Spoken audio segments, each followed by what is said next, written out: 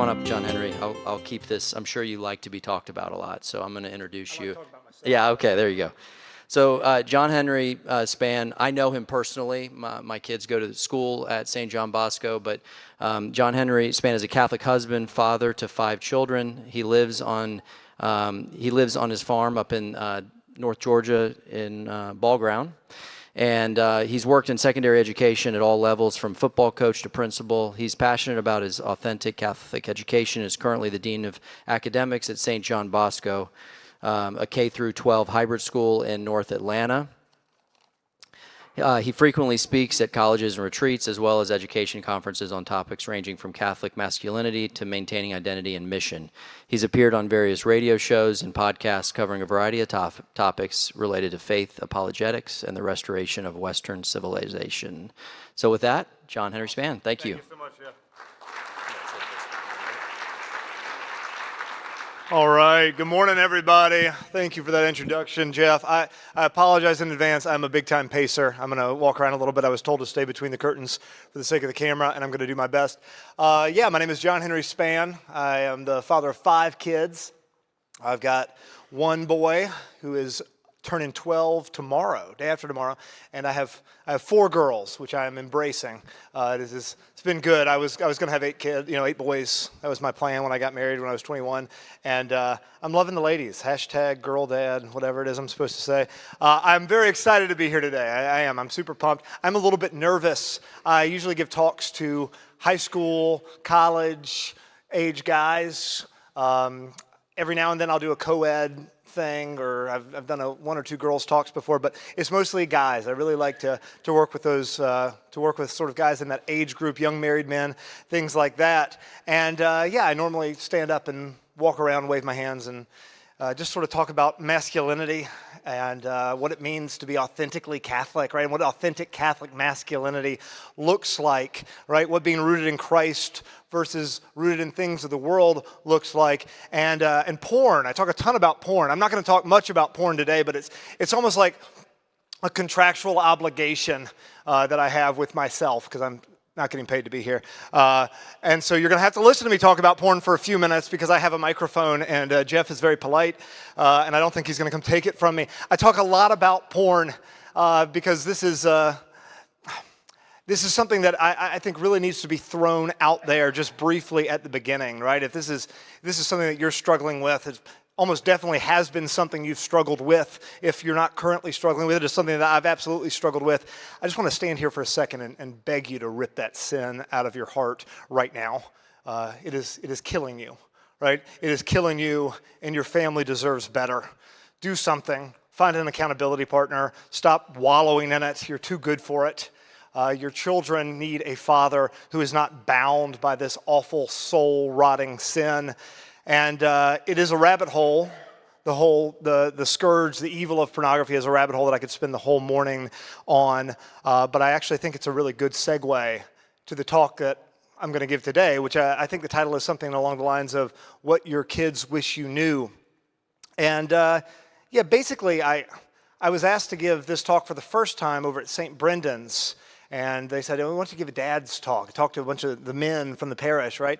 And I said, well, I haven't really done that, and what is the age demographic, and all of those things, and I started thinking, what do I have? What do I have to tell these people? What do I have to tell men who are more or less, right, mostly older than me, who have children, some of which who have children older than me, who have raised children through the most difficult times. My oldest son is 12.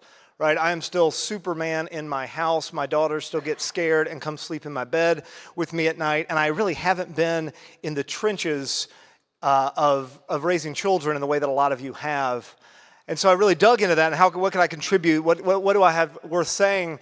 And I thought about it, and I thought after years, I've been doing this for about a decade and a half, working in high schools, giving talks, talking to college guys, going out for wings with, guys from the Catholic Center at UGA or wherever, right? And I said, that's really what I want to dig into.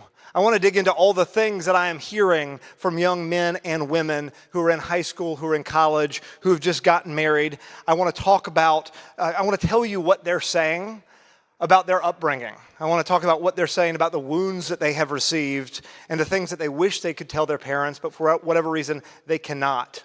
Now, I want to be really clear once again that I am in no way trying to imply that I have all of this figured out. I've never been a father. And in reading this talk over earlier, I realized that a lot of it sounds harsh. Right? A lot of it sounds fairly judgmental. And that's good. It's supposed to, right? I blame us. I blame all of us, everyone in this room, myself included, men in general, for the state of the Western world, right? But I want to be really clear that I'm judging Western men as a whole and nobody here as an individual. All right, so once again, the only thing that I really bring to the table today is 15 years of having lunch with teenagers, college kids, and young adults, and a face that has always been just, I guess, really inviting for people to overshare. And I said earlier that I thought my brief discussion there on pornography was a good segue, a good transition to this topic. And I think that's true because pornography is near universal, right? Struggling with pornography is near universal amongst our boys, and it's common amongst our girls, and it is the number one, hands down, right? The number one aspect of young men's lives that they speak with me about. I'll stand up at a college, I'll give a talk, I'll talk a lot about morality, I'll talk about pornography, and then afterwards I'll have a lot of guys who come up and talk to me. And it would break your heart. It would break the heart of every man in here to hear a 23-year-old man, married, having just had a baby, who's holding back tears as he's asking me, the stranger who just stood up on the stage, right, to go onto his phone and put in some password-protected parental controls, right, because he can't stop returning to this sin. And that's sad, right? That hurts a lot to see that. But what's way more heartbreaking is that in the same breath, he's going to give one of 1,000 iterations of, why did my parents allow me to fall into that? And parents, that's generous because it's almost always, why didn't my dad do anything to save me from this? Why am I now a grown man trying to be a man, just hobbled by this sin that has been a part of my life from the time I was 11, 12, 13 years old, right? Everyone in this room right now knows that our young people today, they're more comfortable and have the tools to lead an easier life than anyone in the history of the world ever has. And I think almost as a result of that, right, I hope that we all understand that those same young people, as a result, face more temptation and an easier path to hell than any other group of people ever has. I got into some hot water a couple years ago. I was on a Pints with Aquinas, if you know Matt Fradd. I was on a Pints with Aquinas episode, and I said something that I, in hindsight, is a little controversial. What I said was, I would rather my son grow up and join ISIS than him grow up and be an empty, shallow person who doesn't know what he is or who he stands for, right? That's harsh, right? Why would I say that, right?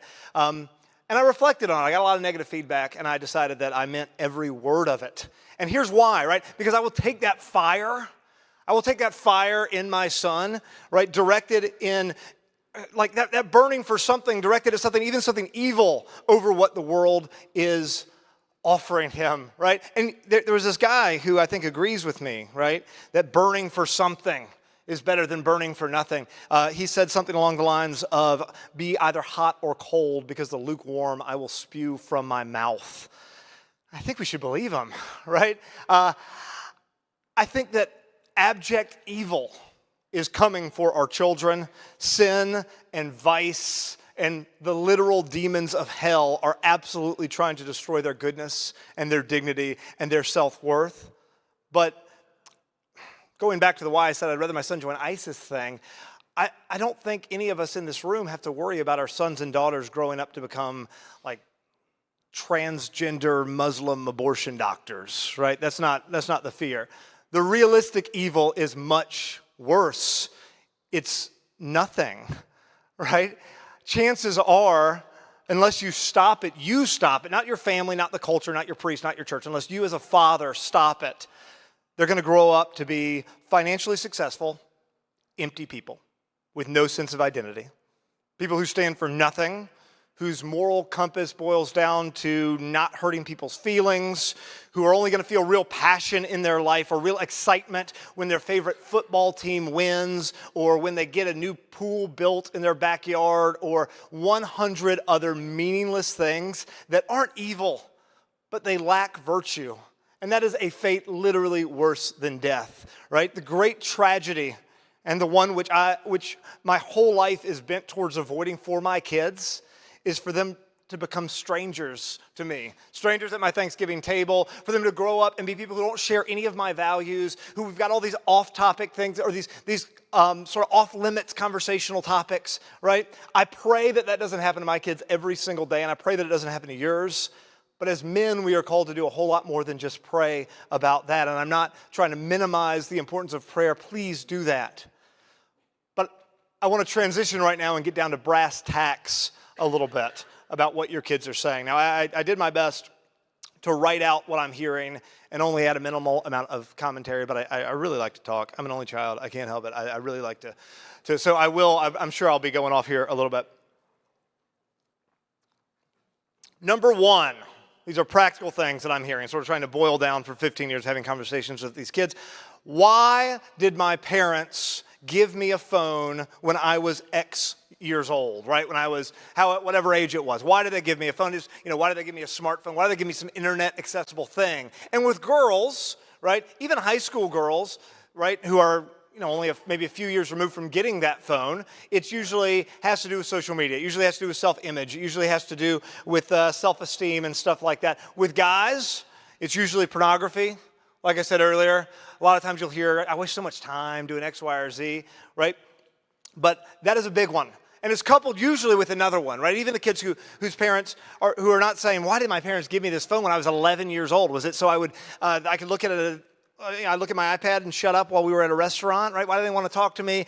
I fell into all these sins as a result. What was up with that? But more often it's, why didn't they monitor it? Why did my dad hand me a phone when I was 12 years old and tell me to go knock myself out, right? Take it up to my room, lock my room, sit in there, spend hours on it. We all know, I don't need to give you a big lecture. There's 100 documentaries out there. Watch Childhood 2.0. There's a number of really great sources that go into why, right, this sort of feedback loop, the dopamine feedback loop is so terrible for us, right, grown men, let alone our children. And I hear just about, once a week in conversations with these young people, what the hell was my dad thinking? Why the heck would he ever do this to me? Second, why did they let me have those friends? This is normally college-age people, right? College-age, young married people, right? Why did they let me have those friends? Why did they allow me to do these things, right? Why did they allow me to stay involved in that? I'm not knocking all travel sports, but this is a recent example. Why did they let me stay involved in that travel sports team where they heard all these bad things? These boys around me were such a bad influence. They still let me go, right? Why did they leave me in that school environment when they knew it was bad news? This idea that I was supposed to somehow be able to stand up to the culture and stand up to my friends and overcome this peer pressure. I was 15 years old. What was he thinking? Your kids will be the sum total of the 5 people they spend the most time around. You can look that up. That's true. There's some science there. I'm not smart enough to know it. But I read a study like 7 years ago, and it really dug into that sort of from a cultural, like a zeitgeist identity sort of standpoint, right? They are going to be the sum total of the 5 people that they spend the most time around. 2 of those people should be their parents, obviously. But then making them do what is good is a part of that. Making them be around. Parenting, right? They want structure. They want to know the rules, and this sounds off color, not off color, but maybe just too reductionist. But I think about my dogs. I have a dog. His name's Jeff. He's not named after Mr. Showalter. You've met him. He's a great dog. He's a black lab. Jeff's a really good dog. I got a lot of rules for Jeff. Right? Jeff is hemmed in a big way, right? I train dogs, and unfortunately, that's one of the best analogies I can think of, not for young people. I'm not saying just for young people. I'm not saying become a dictator in your house, right?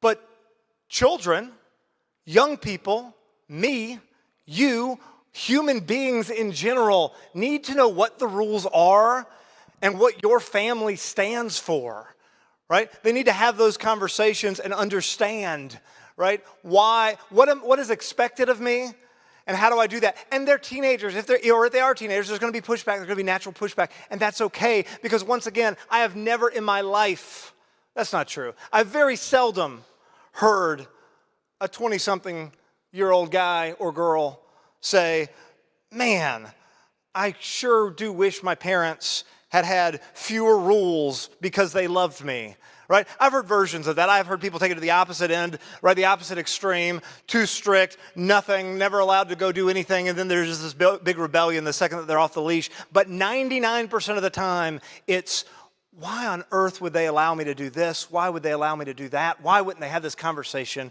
about X, Y, or Z? Changing a little bit to the girls, I've got 4 of them, like I said, and so I spend a whole lot of time talking to young women, usually after some of these talks, saying, what'd your dad do right? What did he do wrong? How can I not screw up these 4 beautiful little feminine souls that are in my charge? The number one, hands down, why did my dad stop being physically affectionate with me once I got older? All the time. All the time. It's not to be crass, but it boils down to, I went through puberty, and then all of a sudden my dad stopped treating me like a little girl, right? He stopped treating me like a princess. He stopped hugging me. He stopped snuggling with me on the couch. He stopped putting his hand around me, right? He stopped putting his arm around me on car rides and holding my hand. Why did he do that? And the answer, I think, is, well, you got to be like a 13-year-old girl. Have you ever met a 13-year-old girl, right? In their relationship with their parents, there's a lot of pushback there. And they don't care. They still wanted the attempt. They still wanted the affection, right? Please, please, please, gentlemen, if you have daughters, regardless of how old they are, take them on dates. Do that regularly. Open the door for them. And tell them that you love them and that they are beautiful way too much, all the time. Be obnoxious about it. They secretly love it, I promise. I don't care if your daughter is 14 or 64, right? Deep down, at the end of the day, in her heart of hearts, she's still a 7-year-old girl in a princess dress who wants to be told that she's loved, right?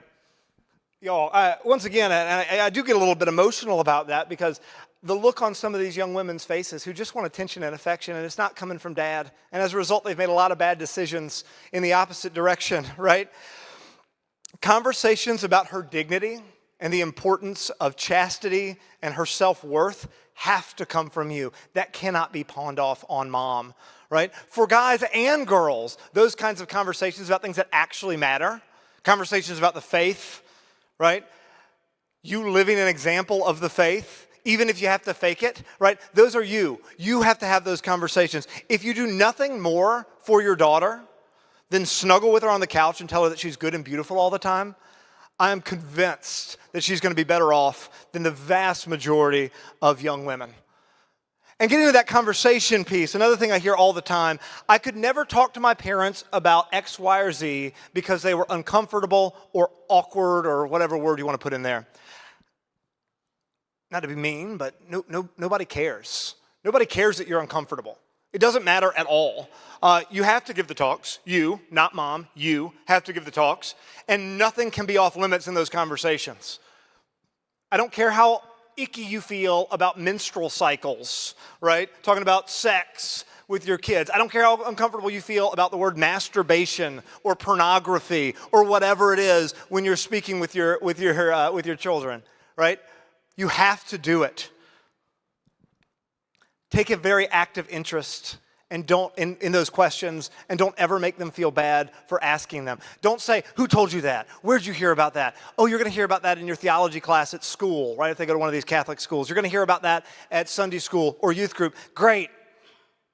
It's fantastic that they're going to hear about it other places, but it doesn't matter nearly as much as it does coming from you. I teach a theology of the body class over at St. John Bosco Academy, and occasionally, maybe once or twice a year, I'll get an email from parents, right? It's sophomores, so 15, 16-year-olds, and I'll get emails from parents accusing me of that me talking about X, Y, or Z and sexual morality, right, was in some way scandalizing or above age appropriate for their child. And I always respond with some version of this. And I'm going to say it less polite than I do in the email, but essentially what it says, what I say is, your kid's 15 or 16 years old. I'm not talking about anything with them that they can't find 1,000, not just conversations about, not just information about, but images and videos of all over the internet, right? Be it girls, be it guys, the sex and degeneracy and rot of the 21st century Western world is in our face all of the time. And they should have heard about it first from mom and dad. But I would rather them hear about it from me than Pornhub or the locker room or the girl who doesn't respect herself that's her best friend, right?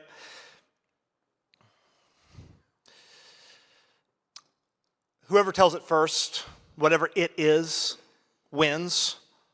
And it should come from you. The first time they hear about all the uncomfortable things, the first time they ask a question about all the uncomfortable things, please let it come from you. You're going to lose your relationship with your kids, and they may lose their souls because you're uncomfortable and feel icky when certain topics come up. Love deposits before withdrawals. I didn't know how to phrase this as a question, but I hear this in some version all the time, right? Making withdrawals is easy. And when I say I'm using sort of deposits and withdrawals to say, you have to love your kids. It's not enough to love them, though. They have to know that they're loved. You have to tell them. You have to remind them. You have to do those things with them because you are going to have to take some withdrawals. There are going to be those times when they've got to be hit over the head, metaphorically, right, because of X, Y, or Z, and they need to know in their mind, in their souls, in their hearts, that this is being done because you love them. If it is punishment, punishment, punishment, punishment, right? I'm not trying to teach you a parenting class. Once again, I'm just telling you the things that I'm hearing. I'm biased on this last one. Well, one of the last ones. When I was 14 years old, I got arrested for the first time for stealing a car. It was a purple Jeep Grand Cherokee, and I couldn't figure out how to turn the headlights on. And so I got pulled over at 2 a.m. in Americus, Georgia. As a result, my life went kind of kooky there for a little while. My life ended up being transformed because of a Presbyterian minister who took a liking to me, and eventually that resulted in a conversion to Christianity and then eventually Catholicism, right? But the real hinge point of my entire existence is where I went to school, where I went to college in particular, right? I went to a school that doesn't exist anymore, but some of you might be aware of it. Some of you might have donated money to it, and if you did, I really appreciate it. Southern Catholic College up in Dawsonville, Georgia, closed down in 2010, I believe. And as a result, I'm really biased because a Catholic college literally, I think, saved my life, saved my soul, is the reason I met my bride and have all of my children. That being said, real Catholic colleges, that is to say Orthodox, right, authentically Catholic colleges, or colleges with good, solid Newman centers are a must. A must. I hear this all the time, right? And I'm not saying, I want to make it really, really clear, I'm not saying if your kid doesn't go to Franciscan University, they're going to become addicted to drugs living under a bridge. That's not what I'm saying. What I'm saying is, the environment at that school, particularly the Newman Center at that school, if it is a state school, is essential. Georgia Tech, I think more seminarians come out of Georgia Tech than any college in the country other than Texas A&M. I think that's right. Georgia Tech has a phenomenal Newman Center, and it is a state school, right? But you've got to dig into that. You've got to figure it out. And then once again, your parenting doesn't end when they leave your house. You've got to make them go. Whatever financial sway you have over your kid, do you pay their cell phone bill? Do you pay their car insurance? Do you pay for their gas? Do you pay for their car? Right? Do you pay for any of their tuition in college? Whatever financial sway you have over your kid, wield it for the sake of them going to Mass, going to the sacraments, right? Doing these things. And once again, I know what a lot of people are thinking because of the culture that we live in. I can't make my child do that. Yes, you can. And I guarantee you they will be happy that you did it. The sacraments, y'all, are efficacious. They are real. Real things happen when you go to confession, when you go to Mass, when you go and get involved in one of these Catholic communities. Those things are going to happen. I said earlier, your children are going to be the sum total of the 5 people they spend the most time around. And I had a dad tell me one time, a guy much smarter than I am, that if he was being really honest, all the formation that he poured into his child from the time they were infants ultimately boiled down to those first couple weeks of college, having them gravitate towards good human beings who are going to be those 5 people that they spend the most time around. All right, some closing thoughts that I think are really necessary. I'm going to transition here a little bit because I'm no longer talking about what young people have told me. I'm talking about what men way smarter and better at being men have told me. I make a point. I'm really annoying, actually. If I'm at this great school, I'm surrounded by some of these great kids, and I make a point of going to the fathers of some of these wonderful young people and saying, what can I do? I want to be like you. I want my kids to be like your kids. How do I do that? You have 7 kids, and the 5 oldest are grown and out of your house, and they're married, and they're happy, and they're joyful, and they're good. What can I do to be like you so I can raise children like you? And I've got a few things I want to throw out there in closing. Number 1, you are the head of your household. That's politically incorrect or whatever you're supposed to say now, but you are the head of your household. If you're bad at your job, that doesn't mean that your wife is the head of your household. It doesn't mean there's another head of your household.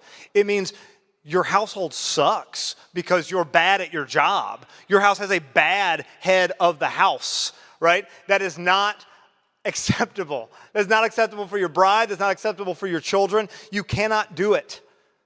So change that. If you're struggling, and you've got a spiritual director, you've got a priest, you've got somebody you want to talk to about those sort of things, about how can I be a better leader? How can I be a better man in my household? Do it. Do whatever you need to do. Your house needs a leader who leads, who's good at his job. Second, your opinions matter. They matter to your kids. They matter to your kids when they are teenagers, even if they act like they don't, right? Call it evolutionary biology, call it tribal affiliation, right, that's ingrained in us from when we were running around in caves and all that stuff. You set the culture and the identity for your children and your wife in your household. It falls on your shoulders ultimately, right? Let your kids know who they are. Let them know what they stand for. Give them an identity and a culture that is rooted in something. Because if you don't do anything, right, if you're not taking the lead, guess who's going to raise them? This is going to raise them. The internet's going to raise them. Their friends on the whatever team are going to raise them. And they're going to end up those strangers at your Thanksgiving table that I talked about earlier. Next up, parent. Be a parent. Parents parent. Your kids don't need a friend when they're young. They're going to grow up, hopefully. My dad was the best man in my wedding, right? We were not friends for a lot of my life. And then eventually we became friends. That was really, really good, right? And my dad was not a perfect father, but he was always a very good man. Please, I hear this from guys all the time. I'll hear this from girls occasionally. I talk to a lot more guys, right, about their moms trying to be the cool mom or whatever. But a lot of times I hear this from dads, the winking and nodding when they found out about X, Y, and Z and some girl or, drinking on the weekends or whatever it is, right? They don't need a friend. They need a parent who's going to say, no, this is who we are. This is what the Spann family does. You're a Spann. You don't do that. You're a Showalter. You don't do that. We don't do that. That's not something we do. Oh, this is sort of going back a little bit. And I like how I'll pepper out through these things. Studies. I promise I read something at some point. I cannot cite it for anything. The studies are somewhere locked in the back of my brain. But I promise at some point I read something that said this. Studies show that you, not moms, are the ones who set the tone culturally in your house and the expectations for your children. Set that expectation not just with your rules, but in being the man that your sons need you to be, and being the man that your daughters need you to be. And you can fake it, because all of you are broken. You're just like me. All of us are broken in some ways. All of us are sinful, right? None of us are perfect. All of our children are going to have some kind of parent wounds, but you're allowed to fake it. It always bothered me. I have all these college friends who will talk about, man, it's gotten a lot harder to sort of maintain my faith life since I had children. And for me, it's been the opposite. Not because I'm so faithful, but because I'm so weak. And I look at my own weaknesses and I look at my children and I say, I have to be better for you. I don't want to go to the Stations of the Cross on, every Friday during Lent. That's not fun. I don't enjoy that. I should, so I do it. And I make myself do it. And I drag myself kicking and screaming across the finish line for all of those things. Set that example. Be the man you want your sons to become and the man you want your daughters to marry, because you are masculinity to your children. Spend half the money and twice the time with them. Almost my last piece, right? That's a huge one. It's really great that you got a lot of money. It's really great that Johnny can play 18 different travel sports and be gone playing baseball across the entire southeastern United States. And it's really great that he's good at it. And man, he might get a scholarship to a D2 school. Good for him. Who cares? Spend time with your kids. If it is just shipping them off to do something all the time. And once again, I'm not knocking sports. I used to coach football. My sons played football, baseball. I do those things. I like those things. But a hyper obsession on whatever it is that just involves you throwing money at problems is bad for your children, right? And it's bad for your family, and you're better than that. The last thing I'm going to say, and I think this has been the most profound sort of culture shift in my own household since I cornered a guy named Joe Zuniga at a pig roast one time, who's got a lot of wonderful kids. Some of you might know Joe. He's a great guy. And I said that same thing that I mentioned earlier. How do I make my kids like your kids? How do I do it? I want to be a dad like you. This is what he told me. He said, the elevator pitch, bless your kids every single night. Bless them. You have real power. You have spiritual authority over your wife and your children. Bless your children every night. And if you need a real quick sort of rubric for what that looks like, I'm not good at it. I'm just stealing Mr. Zuniga's. I go in there every night. I have 5 kids. It takes about 2 minutes per kid. Make a cross on their forehead and I say, God hold you and may He keep you all the days of your life. And then I affirm them over and over and over again. Even if we just had a fight 5 minutes ago because somebody didn't take out the trash or do the dishes, right? I say, you were good. You are good and you are strong and you are brave and you are tough and you are beautiful and you are smart. And I pour love into them, making those love deposits like I talked about earlier. I pour love and affection into them. And a lot of times I don't want to. A lot of times I want to go downstairs and do whatever it was that I was doing earlier, right? I want to go be selfish, but I don't. I sit there and I go through all of it, and then I tell them what I want for them, right? I remind them that they are not their feelings. I remind them that they're not made for this world. I remind them they are beautifully and wonderfully created by a God who wants to spend eternity with Him, and that's why He created them. I just pour into them for a few minutes. I tell them I love them. I'm proud of them. I tell them good night. It has been transformative in my family, and I cannot recommend it highly enough. I really appreciate all of you guys being patient with me today and letting me drone on. Thank you so much.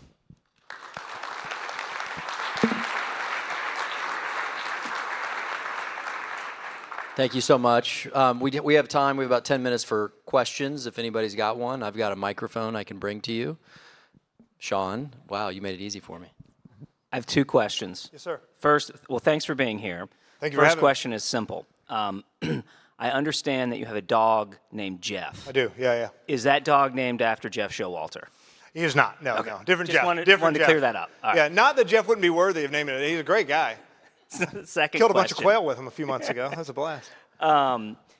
So how do you balance, especially with teenagers, the difference between a directive or a command and an invitation? So as you get teenagers, and you probably know from your own experience, when you tell them to do something, they want to do the opposite thing. Right. When you direct them to do something, they want to do what you're telling them not to do. Right. So how do you get them to do what you want and balance those two, poles of directive and invitation? Great question. And normally when I give this talk, I get a lot of questions like this that involve getting into sort of teenage rearing in a way that I have not done hands-on yet. So I'm going to speak from experience, but that experience is very minimal. I want to make that super clear. Okay.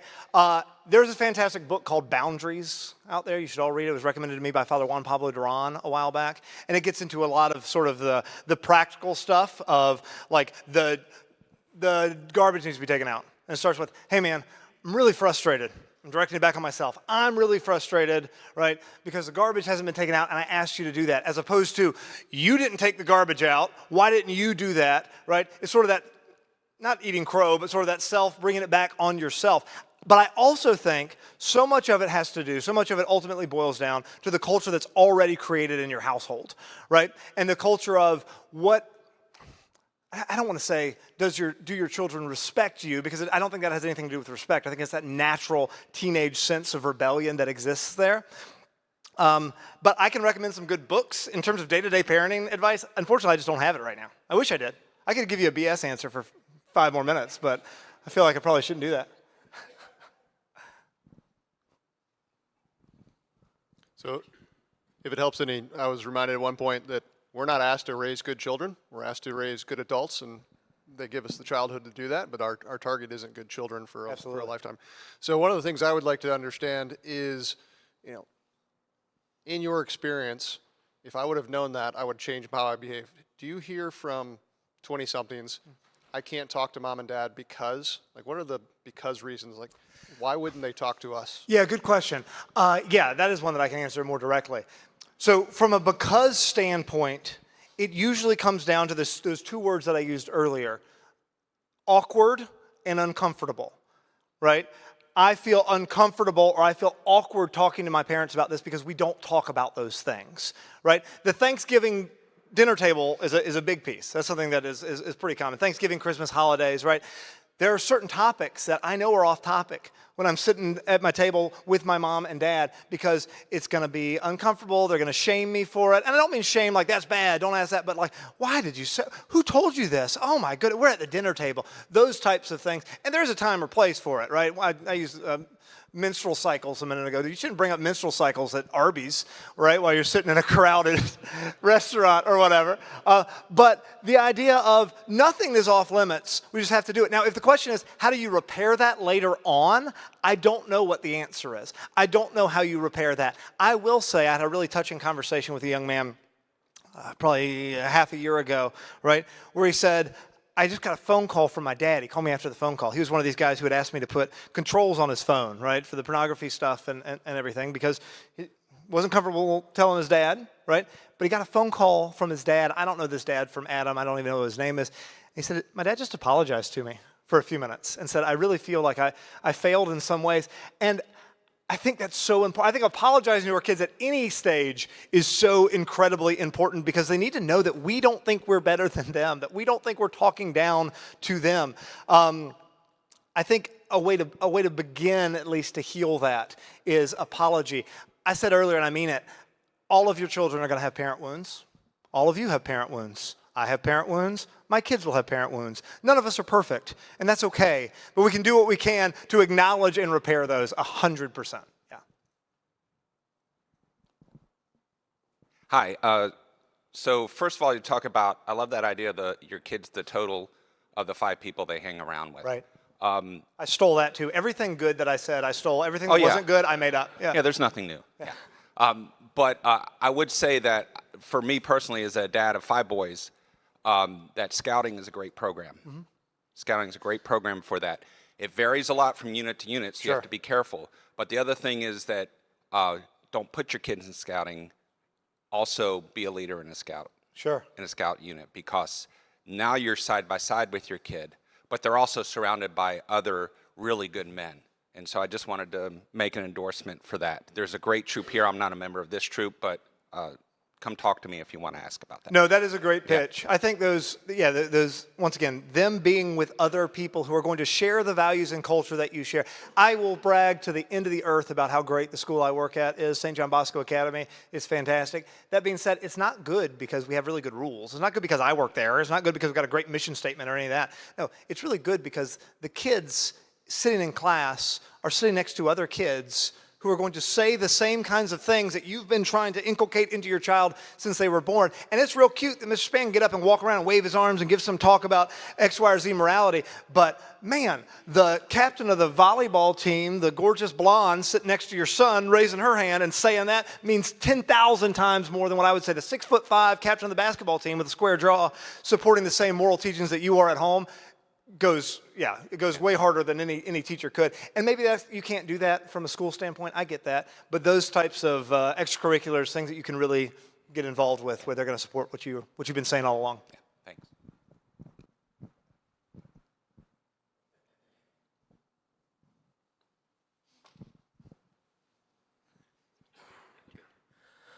Yeah, so I've got 5 kids, 8 down to 2. And you probably see a lot of kids, you're around them.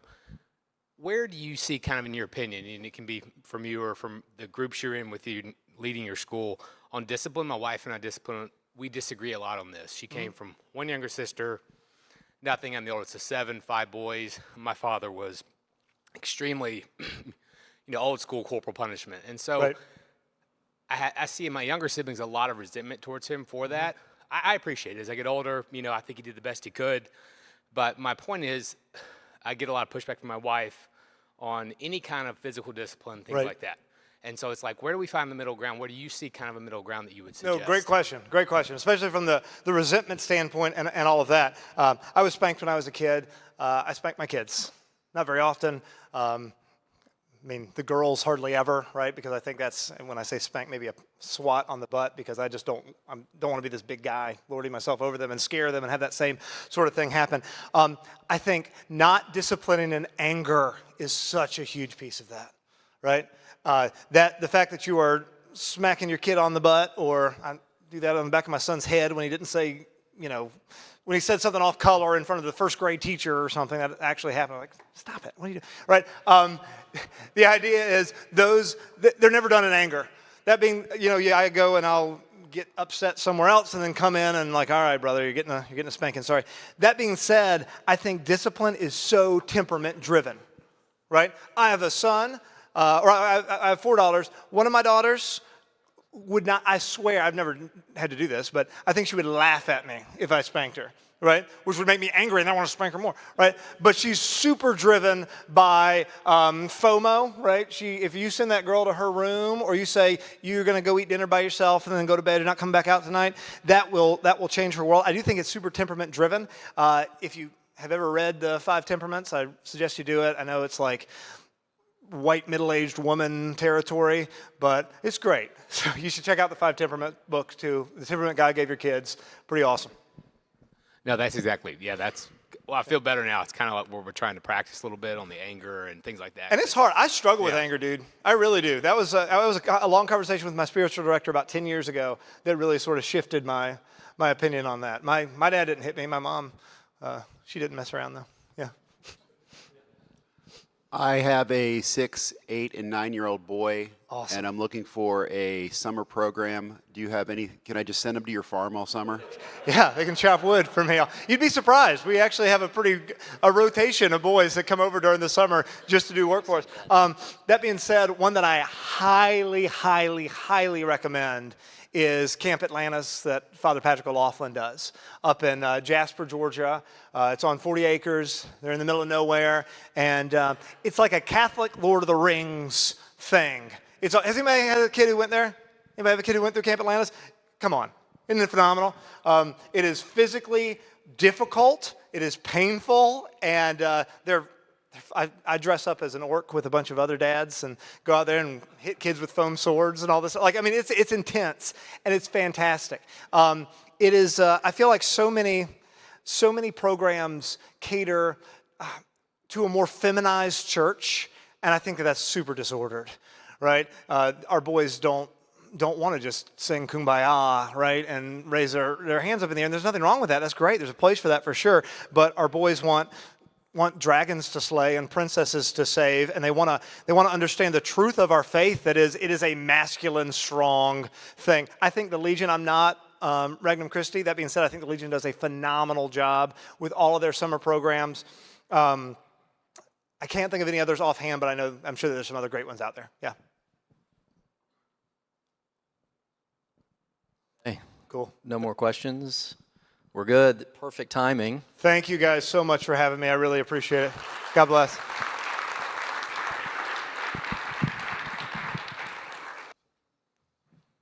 Okay, thank you, John Henry. That was awesome. Such a great topic. I know this is something that I always say that, I've got 5 kids, 19 to 8, and it's hard. I feel like it's difficult for us because the world's changed so much. It used to be you could ask your parents how they did it, and you can't even ask the person 10 years ahead of you how they did it because the technology changes so quickly, and it makes it hard. It's very challenging to really learn what the right way to handle some of these situations. So your wisdom through talking to everybody, it's really a great way to try to become, and then how do we apply it, right? So thank you so much. Thank you to the priests in the back for the confessions and their time. Thank you for all the team members that helped put this on. This event's been going on for a while, but it does take a small army of guys, so we appreciate it. I'm very appreciative of John, who missed for the first time in a while. Now I really appreciate him doing this because I had to do it this morning. if you guys want more information on small groups, we meet every week. The church has got an initiative. You can sign up online for small groups. I think I'm a real big believer in creating a small support group of men that you can talk about some of these issues with. We're happy to help you. We meet every Friday here. We do a Regnum Christi Encounter teams. We've got about 5 groups of guys that meet every same time. We go to Mass, then meet here. So if anybody's interested, there's a sign-up sheet. Just check the box, and we'll reach out to you. Let's see. I got a couple announcements. Bruce, is Bruce here? Yep. I'll make the. So we're in need of male or men to be RCIA sponsors. Bruce is here if you have any interest. It's a great thing to do. There's to help accompany somebody coming into the church, and men are needed for that role. So I'm just making that announcement. And Bruce, they know how to get hold of you.